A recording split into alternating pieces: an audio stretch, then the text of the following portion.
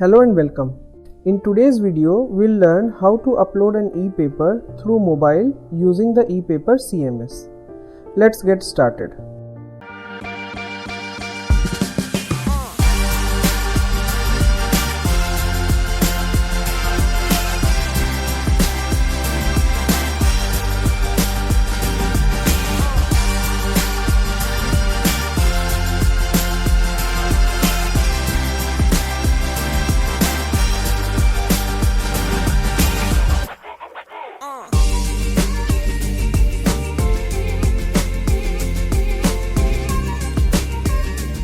First, tap on the menu button and go to Edition under the ePaper section. Now, click on New Edition. Here, enter the title of your edition. For example, today's date. The alias will be generated automatically. Next, select the date of the ePaper.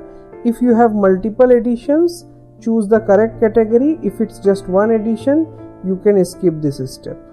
Finally, tap on Publish Now and your edition is created. Now let's upload the pages. Go to Upload Pages C, click Upload PDF and select your PDF file. Once uploaded, tap on Extract Pages. Here you'll see options for resolution and JPG quality. If the text looks unclear or too large, adjust the resolution. For JPG quality, the default value of 80 is usually perfect, so no need to change it. Also note, the file size for each JPG should be under 3 MB. After extracting, you'll see JPGs created for each page.